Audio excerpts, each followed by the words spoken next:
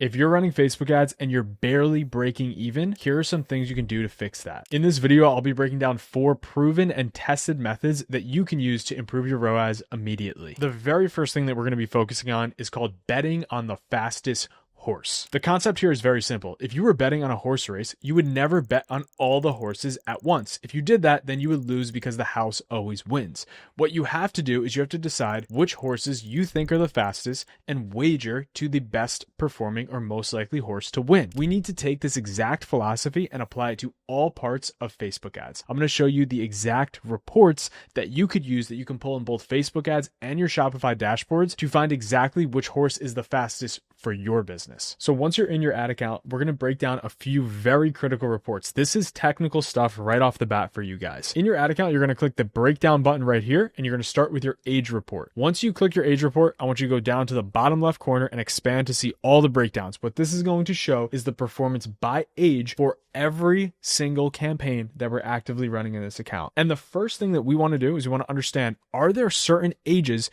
that we either spend way too much money on, or we don't spend enough money on and we need to over-index and spend more on those ages? And I can tell you right off the bat here, we are massively overspending on ages that don't matter. If you just take a look here using incremental attribution, the average return on ad spend in this account is only 1.3. This is quite low. And if you look further, the majority of the spend in this entire ad account is going to 65 plus, which returns at a 0.7 return on ad spend. That is detrimental to the business. 65 plus in and of itself is completely fine. You can target older people, you could target younger people. But what I'm particularly concerned with here is the return on ad spend at the 65 plus age group.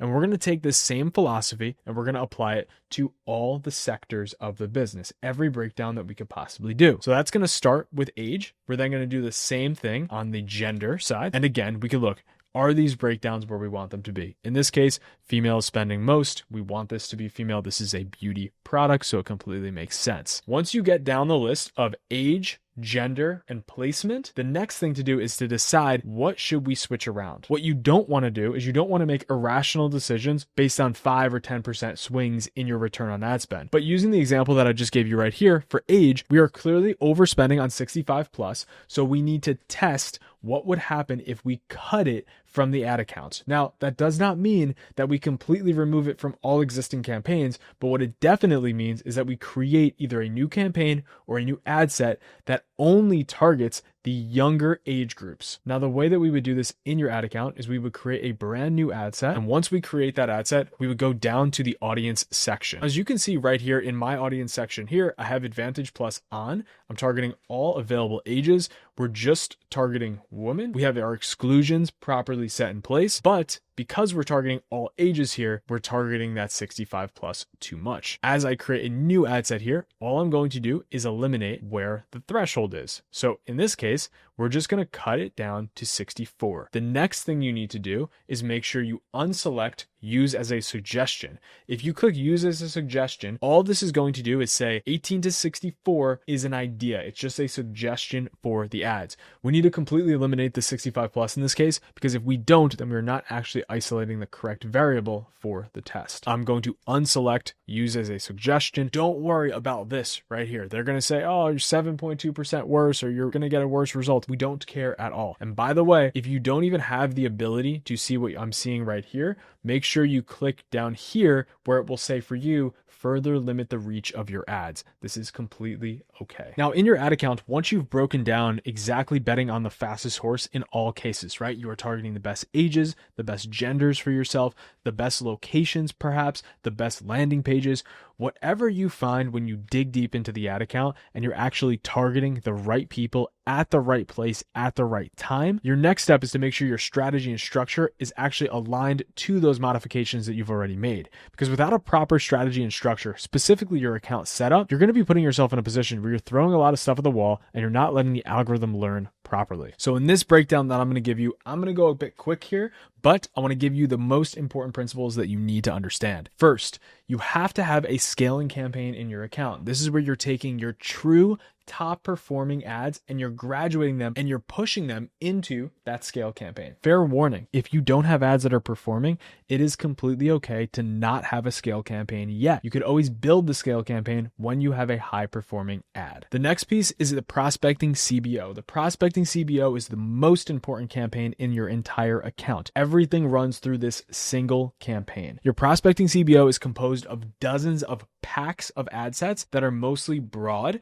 and then you have a few interests in there as well. After that, you have a retargeting campaign. This is where you're retargeting people who have been to your site, who have interacted with your business, potentially engaged with you on social, or just visited and added to cart on the site. The purpose of a retargeting campaign, specifically when you have exclusions in place on your prospecting campaign, is so that you don't let people slip through the cracks and go and find another business to purchase from. And then finally, your retention campaign. Your retention campaign is one of your most important campaigns to keep existing customers to come back over and over and over again. What we want to do in this campaign is we expect a very high return on ad spend, but we have to be very careful not to overspend. We don't want to hit people and hit existing customers over and over and over again if they're not actually coming back, because we always want to be putting ourselves in a position in the market where we're actually providing value to the customer. By the way, if you want to see our full flow chart, basically everything that I just broke down with way more detail, just click the link down below in the description. We could send it to you. It's 100% free. And once your proper strategy, structure, and swim lanes are set up, along with betting on that fastest horse philosophy, the next thing that you need to do is make sure you have a constant creative rotation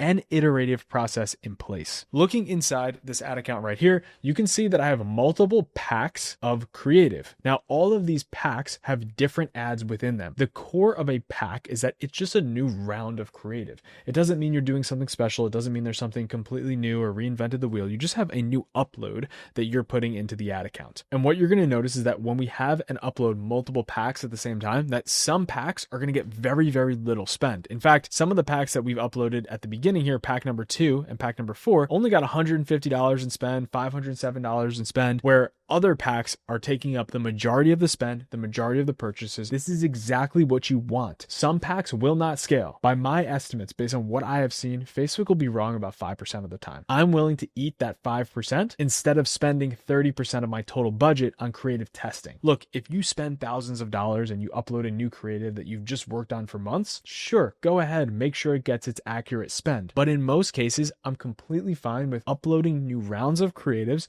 and if they don't get adequate spend, then it's okay. And we just let them continue to run at smaller spends, because eventually if they're working well, then Facebook will allow them to pick up more and more spend. So for actually producing real creative and creative iterations, you always want to have a variety of images and videos in your ad account. It's never been more important to show up on all placements. Some people like and react to images. Other people only respond to reels. Some people respond to stories. So it's very, very important that you upload a variety of creative. Look at what gets the best engagement, what gets the best views. So if you get 1,000 views per day and something gets 7,000 views, push that right into your ad account right away.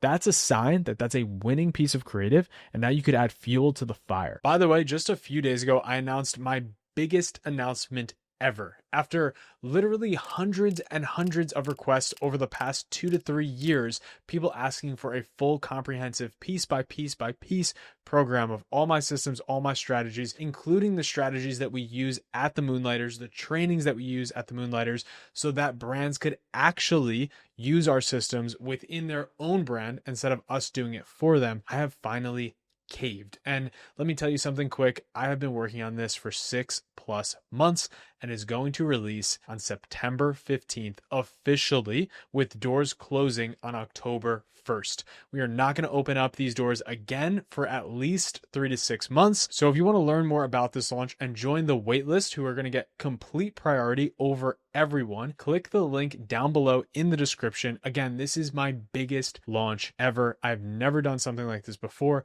and this is everything from my brain right to this camera, right to this screen recording, so that you can get my full system, strategies, structures, everything. And I'm not just talking about the stuff that I released on YouTube. Let's get back to the video. Now I want to show you an example of how to create a really good creative iteration. So in this case, I'm just going to show you a random ad here by Lifecycle that I think is Pretty cool. It's a very UGC, very organic based looking ad. And what I would do if I was iterating against this ad, if this was a top performing ad, is I would change the core elements. First, this gigantic headline right here is a core element. Now, I don't know if this is made up. I don't know if this is real. If it's made up, let's change this out completely. Let's change 8 science-based tricks for quieting the monkey mind to something either less extreme or more extreme. I don't really care about these little boosts right here. I think these notes are completely fine. But the next thing I would look at is, can we do this exact shot with everything exactly the same, except in a different background? Like maybe instead of these rocks in the river, it could be over mountains. Maybe it could be in the kitchen. And the third thing I would look at is, what would happen if we took this product and we actually filled up the glass with the product and water? Those are huge differences that are going to make a big impact. And my prescription to you is upload ads every single week. Take the top performing ads and make sure you are creating more variations of those top performing ads. If you do that on a regular basis, you will eventually find yourself inching up in return on ad spend week after week after week. Okay, now the final piece. You're going to shift your scale campaign to a cost cap environment. So in my ad account right here, as you can see, scale_caps. What that means to me is we are running cost caps in this campaign. So when we look inside this campaign, you're going to notice this is built very differently than the way I've talked about the scale campaign in the past. In this campaign, we are actually using ad set budget. So in our campaign settings, our budget is set to ad set budget. This is very different than what I normally prescribe. And what we're doing here is we are only uploading the absolute top performers in the ad account. I'm talking the 1% of ads that drive most of the volume in the ad account. We're not just taking a guess because something did well for 2 or 3 days. And what we're doing is in the ad set level, we're setting a cost cap that is equal to whatever the ad was doing previously. So if the ad in the prospecting CBO campaign was driving a $30 cost per purchase, then we're setting the cost cap to 30. If the same thing applied to 100, we're setting the cost cap to 100. And then what we'll be doing is every 2 to 3 days is we're either increasing or decreasing that cost cap so that it spends. The beautiful ratio that we're looking for is an 80% ratio. And what that means is you expect to spend 80% of your daily budget every single day in this campaign. If you are spending your full budget in this campaign, it's not doing what you want it to do. If you're spending under 80%, then you are restricting it too much and you need to increase your cap. You never want this to spend in full. In fact, you never want any cost cap to spend in full. You want it to fluctuate based on what it thinks it can do. And the way that I think about this